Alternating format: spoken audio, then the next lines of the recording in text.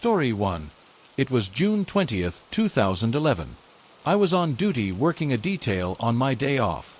I had a little over 2 years on the job and was always eager to jump in to help other guys.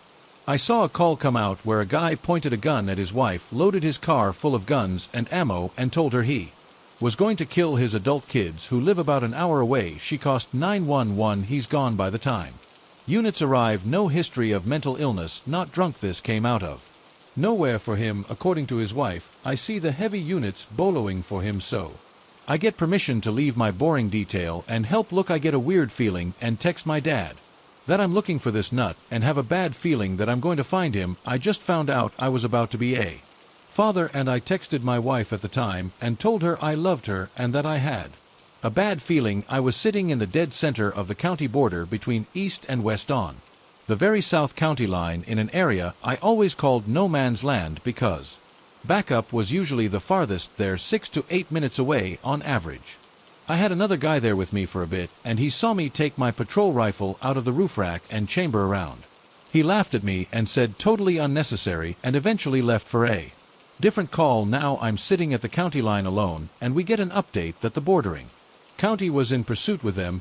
He jumped out with a rifle and pointed it at the deputies. They back off to not get shot, and when they try to engage him, he disappeared in his car. Okay, so the guy is obviously now pretty damn committed to whatever his mission was. The description was a great Toyota with an Army bumper sticker and a Navy bumper sticker. I see a great Toyota go by me toward the next county, so I pull out to check the tag, and I see 2 bright pink stickers on the window. I think to myself, the stickers are pink, not military. While I try to catch up, as I get close, I see one says Army and one says Navy.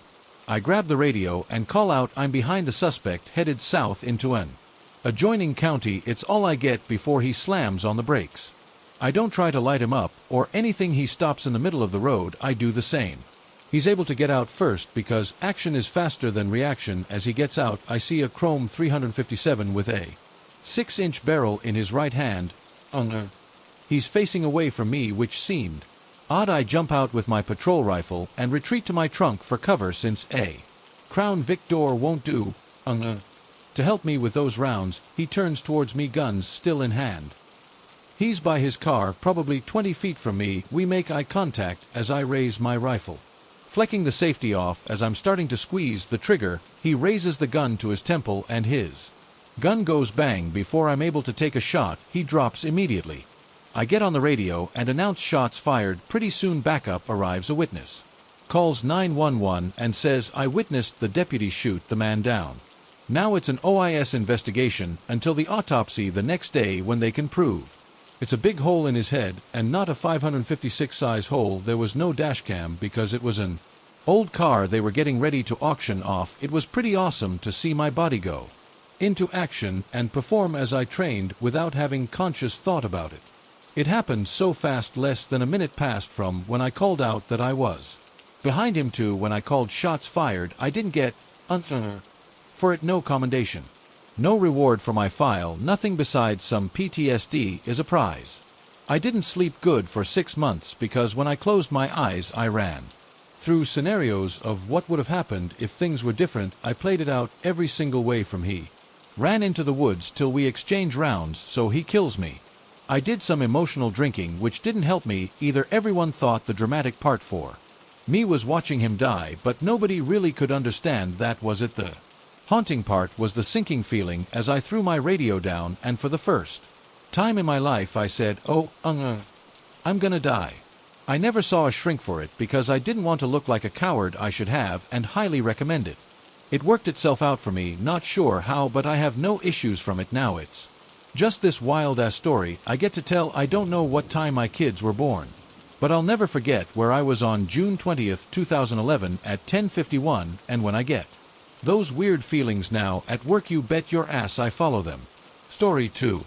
When people find out I used to work in law enforcement, usually the first question I get asked is, what's the craziest thing you did or saw? It's hard to pick one, and after stumbling across a subreddit I thought I'd share some. I worked for a small to mid-sized agency for 6 years as a patrolman, detective, and police sergeant. I also think people want to hear cool stories, but I usually Trail off into something depressing. I haven't really told my wife most of these things, just buried stuff deep. I guess summer 2014 officer involved shooting.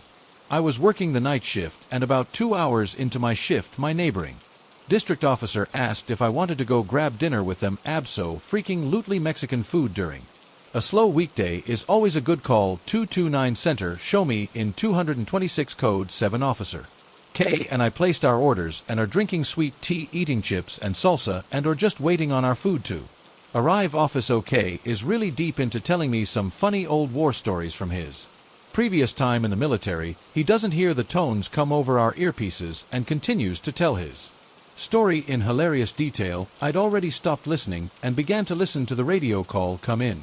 Shooting just occurred at 1254 Belmont Street. Suspect shot the brother-in-law in the forehead with a pistol. The suspect is still on scene. White male, late 50s, wearing a white shirt, blue jean shorts. The suspect is still on the property. I'm familiar with the area and know that it's on the very edge of our city limits and is possibly a county call and not a city call. I hear my shift sergeant and patrol lieutenant get dispatched and are on route. Officer K and I are about a 6-minute drive from that location, maybe 3-4 minutes. Running code. I get up and tell the waitress to cancel my order and start running out the door. Our office OK is still clueless because he didn't hear what was going on. He realizes what is going on when I'm running out the door. I didn't even think of telling him for whatever reason. I just tunnel visioned the information dispatch was putting out and mentally making a map on the fastest way there, along with a mental map of the area and where the house could be. I run to my Tahoe, start it up, and start hauling ass with lights and sirens. I see 2 of our patrol vehicles heading south on the highway already as I'm on the service road. It was the sergeant and lieutenant. I ended up about a minute behind them as we were all collectively driving toward the call. Running cold dispatch updates that the suspect is still on scene and is still armed in smoking under a carport. I catch up to them as soon as they hit the exit ramp for the main road towards the call. We all enter the area at the same time and drive towards the sea. The house ends up being on the corner. It was dark and it was hard seeing the house numbers to see where it was. The first 2 units in front of me start to make a U-turn to come back toward me while they're still looking for the house. I saw a white male smoking a cigarette under a lighted carport, matching the description. He was smoking a cigarette with his left hand and his right hand was behind his back. I announce it over the radio while I step out of my vehicle and the sergeant and lieutenant to maneuver their vehicles and get out the sergeant, and I end up walking in AV towards the suspect, and the lieutenant walks far left to try to negotiate with them or something. We started about 50 yards away and continue walking closer to him. Both of us had our weapons drawn. I was telling the suspect to show me both of his hands. My voice was getting louder and louder, and both the sergeant and I were giving him explicit commands. Suspect kept saying things like, "Why are you here?" or "My sister is over there. This is her house." The sergeant and I were about 18 yards away when he moved the right hand away from his back. I immediately saw a pistol in his hand. As it was coming up and being drawn towards us, I fired one shot that struck him in the left arm and entered his chest, stopping in his spine. The second shot I fired was a glancing round to the top left of his head that didn't penetrate. He was falling as I was firing. I don't remember aiming at all to this day. I just remember being focused on his hands and watching every movement he made. I believe that the firearms training I had and shoot, don't shoot drills we practiced during in-service training helped me. The sergeant and I walked towards the suspect and handcuffed him and called for 2 ambulances. The lieutenant went to check with the family members and the initial victim. The victim was in the last stages of dying. He was shot by the suspect's .25 caliber pistol in the middle of the forehead.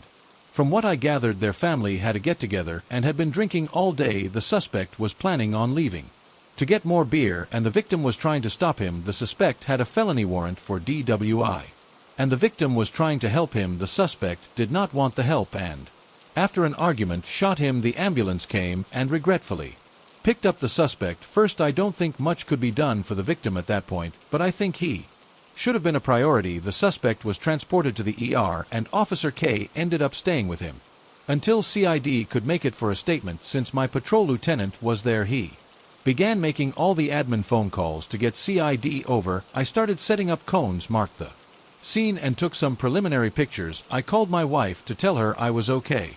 If anything made it to the news in the next hour or so, the next call I made was to my police association to talk with the on-call lawyer. I had a call from the PA's president and vice president within 20 minutes to see if they could do anything for me or my family. I was impressed with their support and concern, and later saw the benefits they would host to help out other PA members.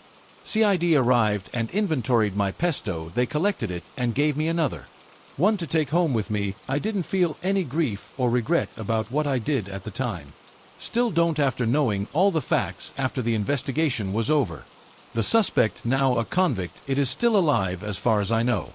And I went to his sentencing hearing. I was given about 2 weeks of Advent time off and spoke with a counselor to make sure I was okay to come back to work. Stay safe. Please stress to young officers, learn the geography and don't rely on electronic aids. I was able to picture the block the house was on just by knowing the street numbers. The house where the shooting occurred was a few houses from where our jurisdiction ended. It ended up being a county call after all. Story 3. For context, I'm 6'2", and at the time I was like 18 stone, over 115 kilograms, so a big unit. In the past life, I worked as an officer in a tourist town in the UK, walking the streets, interacting with locals and visitors for usual community engagement type stuff. On a hot day in the height of summer, I stopped off to get a bottle of water. I was stood in line with my helmet off, enjoying the feel of the AC hitting the back of my head and going down my neck and back, trying to call the space between me and my body armor. Crack, something hit me across the back of my head. Turning slowly, my hand dropping to my CS spray, I looked to see who had just assaulted me. I was met with an old lady with a walking frame and walking stick. She proceeds to have a go with me. You should be out there catching criminals, not in here stuffing your face. She said, I'm just getting a bottle of water. Did you hit me? I asked. Yes, because you were ignoring me, she replied. Right. I turn away from her as there's now a till free and purchased my water and left. About 30 minutes later, the inspector gets a hold of me on the radio asking to meet with me to discuss a complaint, so he comes out to where I am and gives me the details. A member of the public had complained that I was being rude and belligerent to them and ignored them when they were talking to me. I asked when this happened, and he told me today, within the past hour. I then given my side of the details, and when I mentioned the hit to the head, he immediately wants to go to the shop. So we go off in his car back to the shop where I got my water from.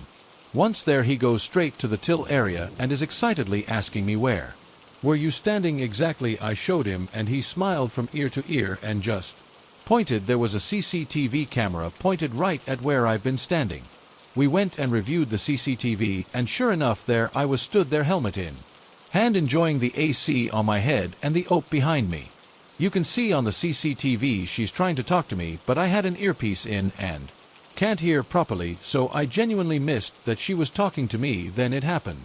She took hold of her walking stick and proceeded to tap me on the back on my body armor. She did this 4 or 5 times maybe before she just cracks me on the back of my head. I turned in such a way my face could be seen on the camera, and he could clearly break my lips. With a short conversation we had with that, the inspector turns to the staff. I would like a copy of that, burning off, and he just left, got back into his car and drove off, leaving me and the staff member there like, okay. At the end of my shift, I went to his office with a CCTV and he filled me in. This lady had been a serial complainer against police for anything and everything. Patrol cars parked in the wrong place. This officer looked at me funny. Officer was seen doing things they shouldn't, but this time he had a counter-argument when he called her back to advise that he'd spoken to me. He opened with, what did you do to get the officer's attention? Tapped him on his arm. She replied, really? Yes, she said. You know there's CCTV in the show, especially around the till area. He told her, so she said, so I have CCTV of you assaulting my officer. You struck him across the back of his head with your walking stick. Apparently, after this revelation, she was very shouty and incoherent before calming down and being delivered. Departing shot by the inspector. We will ignore the fact you assaulted an officer while on duty, as long as you stopped making unfounded complaints against my staff.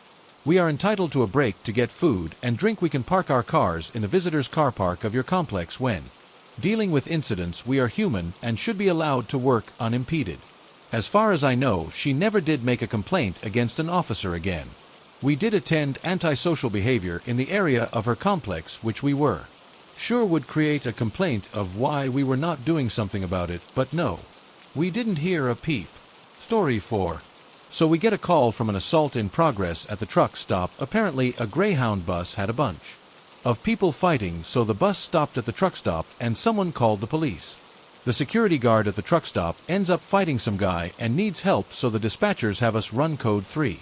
I'm first on scene and I see maybe 30 people standing around and the security guard on top of a guy yelling at him to put your hands behind your back. A couple of guys are yelling at the guy fighting with the security guard, just do what he says, man. But the guy is really drunk and being really combative. I run over, grab the guy, and he's in cuffs.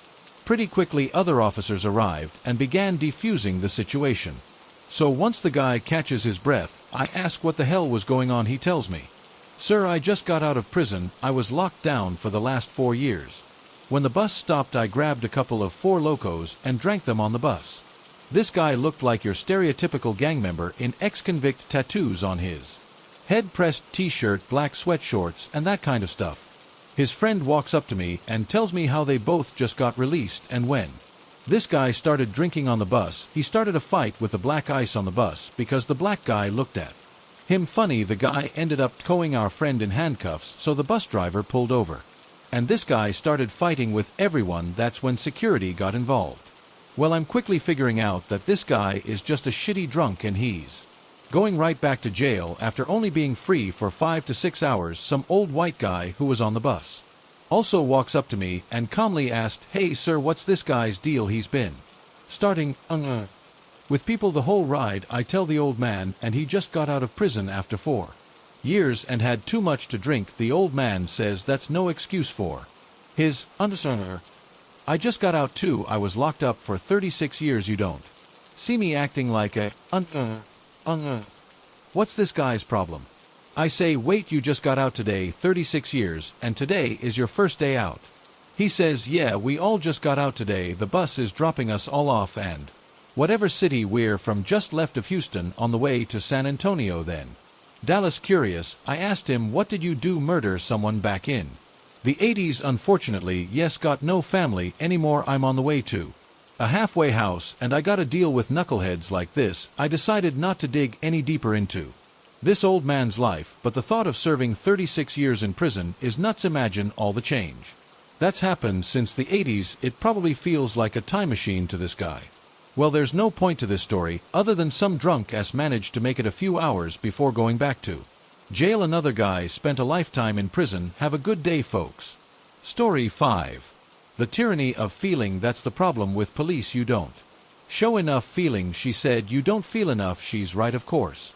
A drowning in a desert town with no lakes. My partner jumped into the canal and pushed a huge man to the bank. I struggled and pulled. He pushed and slipped, both of us wet and covered with mud, neither of us feeling the cold water. Our new officer arrived and I jumped into the scene, pushing on a man's chest while I hovered over his face, trying to see inside his mouth. His wife, hands on my shoulders, screaming in my ear, screaming now. I couldn't feel her breath on my neck, her tears on my head. Finally my partner says, stop, just stop. I looked down and saw my pants were covered in a man's blood, which it poured from the bullet hole in his temple. I couldn't feel the wet blood soaking through my pants. She's right, of course. I couldn't feel enough.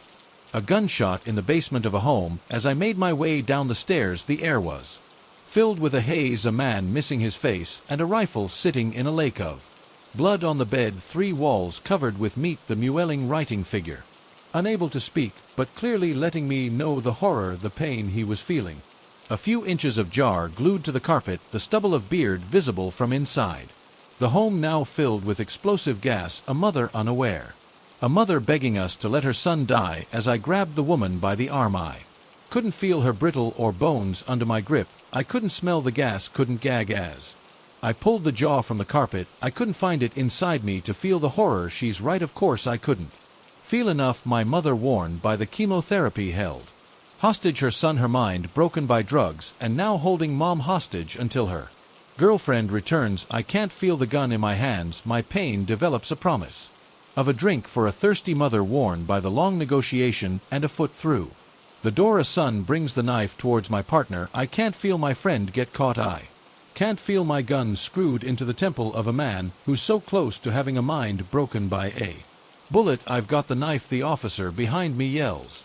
I can't feel the relief, she's right of course, and I couldn't feel enough. A breathing problem, a medical call, leave it for the medics, but I'm here and this lady isn't breathing. Won't breathe again. I can't feel her granddaughter behind me watching me place the sharp pads on Grandma's chest, watching me push helplessly on Grandma as the machine tells me to push harder. Later, now the medic's gone as her husband pulls me into a hug and I can't feel his heart breaking inside. Her husband has to say goodbye.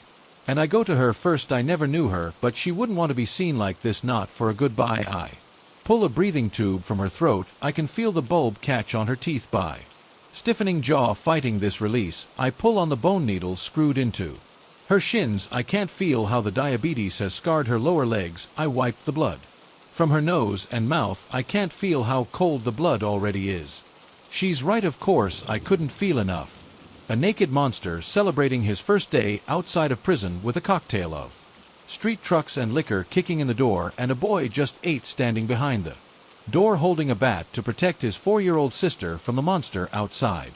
I can't feel their panic. I don't know they stand just feet from where the monster and I fight. I can't feel his fingernails carving deep and bloody into my arm. I can't feel the burning sweat. Blood and mace spray into the bloody cuts. He can't feel the pain he's well beyond feeling as he breaks the porch, breaks the door, breaks my skin, breaks the quiet peace of the neighborhood. I can't feel his hair in both my hands pulling him back from the sidewalk where he slams his head. Even today I can't feel those fine long scars on my arm. She's right of course, I couldn't feel enough. A stolen car, a property crime, a man too much time inside bars reaching for the gun wrapped in a white t-shirt cleaner than any of his other clothing. I can't feel his hands around my waist as we fight, as we drag him from the car. I can't feel the cars driving by us as I punch. His girlfriend screams, but I can't feel her fear as I continue to punch. 5, 6, 7 hits. Why won't he stop? My wrist breaks, but I can't feel that right now. I'll give you this, he says later as we laugh together. You boys know how to get down. I ain't never been punched like that. I can't feel the admiration, can't feel how sometimes the only one who understands is the guy you have to fight on the other side of the game.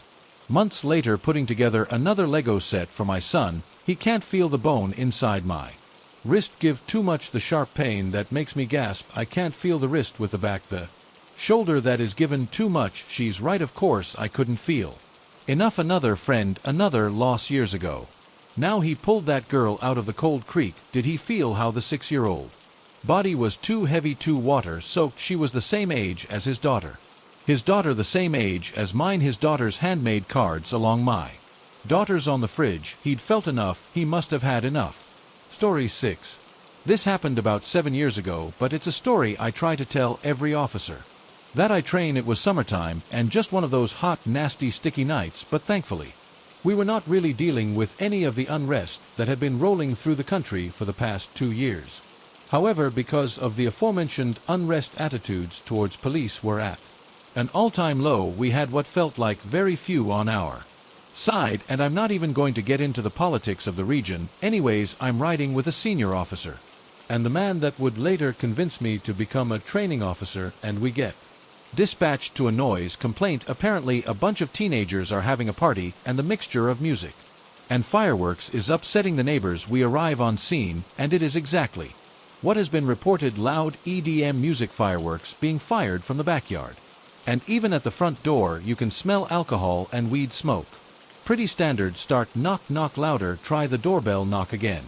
It takes a minute or two before someone answers. Now the kids in the town are smart, and their parents normally have enough money to have a big enough house that we cannot see anything from the doorway. We tell the young man that opened the door to turn off the outdoor music as it's past the city's quiet hours. We also remind him that fireworks are illegal in the county. He assures us that he's going to turn the music off directly and that the fireworks aren't coming from their property but from the field behind them, but we didn't actually see any fireworks after we pulled up to the house, so we can't confirm. So far pretty routine, nothing of note, until the teenage girl comes wandering into the foyer while taking a big drink of her twisted iced tea. Before I even get a word out, my partner calls her out by name. She's apparently on the cheer team with my partner's daughter. So we detain her, and since we're all young and stupid once my partner is trying to get a hold of her parents, but reminds me that since we're detaining her we have to run her. And while she isn't exactly taking us seriously, she's calling us pigs and other horrible stuff. Anyways, my partner and I don't expect to have anything flag when we run her, but we are wrong. Bench warrant for FTA on a pending charge of disturbing the peace and resisting arrest. I call my partner over and ask if he wants to break the news, or if I should, well, the way we normally work arrests, assuming they are not resisting, as we will have one of the officers first inform of the arrest and reason, then they will read our department's Miranda card. During that time the second officer will cough and do a pat down. Yay, I get to be the unlucky officer that has to frisk a teenage cheerleader in front of her friends. I do an extremely cursory pat down, trying to avoid any appearance of misconduct. I do not care that I have a body-worn camera. I just don't want to deal with the blowback and reputation of liking to touch little girls. I of course do not find anything, and since she's been so cooperative we cuffed her hands in front of her to give her a little better comfort. In the meantime, while we have drawn a crowd, the music has been turned off, no fireworks and no other obvious underage drinking. We radio in that we're coming back to the station with one juvie in talks with a bench. Did I mention that my partner was also the department's senior club patroller? Yeah, he would often make sure all the curbs were exactly where we left them as we're leaving the neighborhood and turning onto the main drag to head back to the department. Yeah, curb check. I give my partner an annoyed look. I seriously think he did it just to annoy anyone that rode with him, but seconds later we hear it from the back. I wish I could tell you that it was from her going to be sick, or that she was warning us of what was coming, like maybe herself or something, but no, but I don't think anything would have prepared me for what I saw when I looked into the back. She taken out one of the cheap box knives that had the scored blade that can be easily broken off, and it cut deep into her leg. When we hit the curb, apparently it stabbed and broke. I'll just leave it at that. Yeah, blood all over the back seat. I tell my partner to pull over, radio for a bus, and I grab out our little first aid kit. As soon as we pull over and I rip open the door, she starts acting like she had forgotten what she just done and tried to pull away from me. After I told her that I have to try and get her bleeding to stop from her self-inflicted stab wound, she sobers up a bit, remembers what happened, and completely panics seeing the blade in her thigh. I managed to, with what little we had, tape some cardboard onto the blade in hopes it wouldn't cut anyone else, apply a pressure bandage, and get it taped. EMS arrives, and we transfer her into their care and follow them to the hospital. The rest of the night was spent in ED until she was admitted for a 72 cycle before being released back to us. Turns out the box cutter was hidden in her bra, and had I done a proper frisk, running my hands past the underwire and upper sternum, I would have found it and avoided this whole mess. And the takeaway: always do a proper search. You just might prevent yourself, your partner, or your arrestee from getting hurt. For those that care, she was diagnosed with some mental issues and got their help that she needed. Hey guys, I hope you enjoyed that. If you have a scary story of your own to share and you would like me to feature it on the channel, please send it to the email in the description, or if you prefer, head over to my subreddit r/stories from Mr. Revenant. It's the stories that keep the channel going. Thank you all for listening, and thank you to my channel members and patrons: LJ, Fiona, X Fox, Scott, I Like, Booty, Monica, Level, Ace, Chris, and Donna, Holly, Spry, Jasmine, Cyanotics, Heather, Haven, Kitty, Cat, Luna 2, ADHD, Aurora, Janice, Cinderella, Baby, Borderline, Betty, Lady, Dracard, Erica, Nicole, Snowball, Ruthina, Melanie, The Honeybee 987, Pretty Girl 215, Ryan, Brooke, Wendy, Crafty Cow, Tina, Dina, Vampy, Dabs, Patricia, Amber, Cresta, Brenda, Absent, Alice, Christy K, Spiders Web, Ooh Lala, Andrea, So Monique, Sean Gorman, Emma, Lisa, Sigma, Cubax, Greg, Chelsea, Amanda, Jang, Sam, Zept, Happy, Sarah C, Austin, Tegan, Lil, Smart, Jenny, Gabrielle, Fire, Outside, Sarah P, James, Gargano, Gemma, Allen, and Alex. I hope you're all doing well, guys. I'll see you all on the next one.